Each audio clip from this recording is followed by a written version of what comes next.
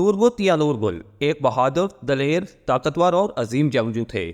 آپ Ertugrul Ghazi کے بہترین سپاہی، ہمدرد اور وفادار دوست اور ساتھی تھے۔ تاریخ اسلام کا بہادر ترین مجاہد جس نے اپنی زندگی میں ہزاروں کافروں کو جہنم وصل کیا۔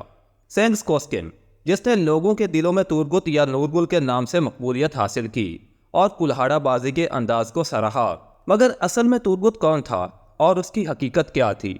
آج کی اس ویڈیو میں ہم آپ کو ڈیٹیل میں بتائیں گے۔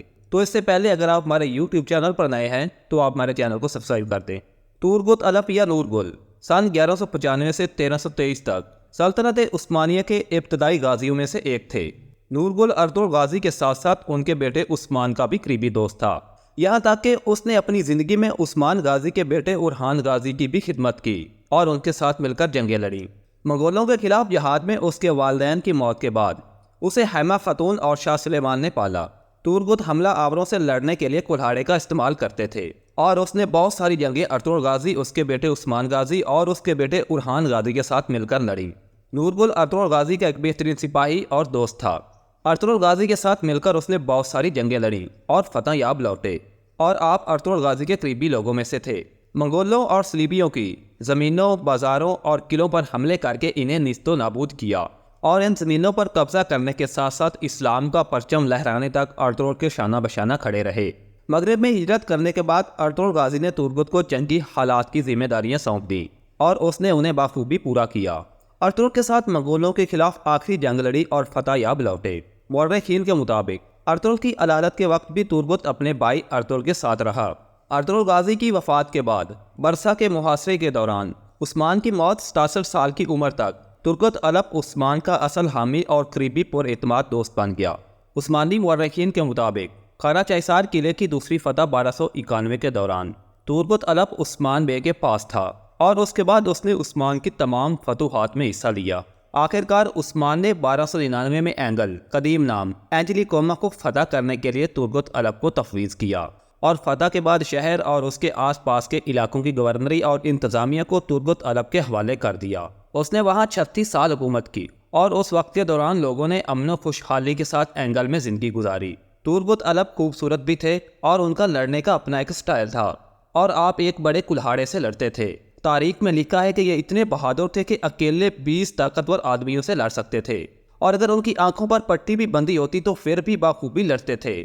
نورگل اپنی 125 سال کی زندگی میں جوانی سے لے کر شہید ہونے تک مسلسل جنگوں میں رہے اور کبھی نہیں ہارے۔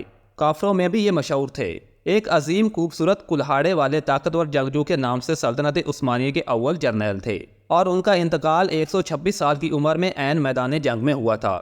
توربت یعنی نورگل سلطنت عثمانیہ کے سب سے جانباز سپاہی اور سرداروں میں سے تھے۔ آپ ارطغرل غازی کے سب سے قریبی ساتھیوں میں شمار کیے جاتے تھے۔ آپ اپنی کلہاڑی سے جنگ کرنے کے لیے بہت مشہور تھے، جو کہ بعد میں دنیا میں سب سے مضبوط چیز مانی گئی۔ جنگ کرنے کے لیے ارطغرل غازی کی وفات ہونے کے بعد آپ نے اس کے بیٹے عثمان غازی کا ساتھ دیا۔ سلطنت عثمانیہ کی پہلی جنگ میں آپ عثمان غازی کے ساتھ رہے۔ 1299 میں آپ کو عثمان غازی نے اناگول کو فتح کرنے کے لیے بھیجا۔ عثمان غازی کی موت کے بعد اگرچہ وہ خود بہت زیادہ عمر میں پہنچ چکے تھے، توربت الپ سلطان اورحان اول کو بھی اسی طرح کی مدد فراہم کرتا رہا اور اس کی فتح میں اس کا پیچھا کرتا رہا، یہاں تک کہ اس کا متعدد مشیر بھی رہا۔ توربت یا نورگل کی موت کیسے ہوئی، اس کی میراث کیا تھی اور اپنی زندگی میں اس نے کتنے کلہاڑے استعمال کیے تھے؟ اتورنوس قلعے اور نیلی کیسل کی فتح کے دوران 125 سال کی عمر میں توربت الپ کو شہید کیا گیا۔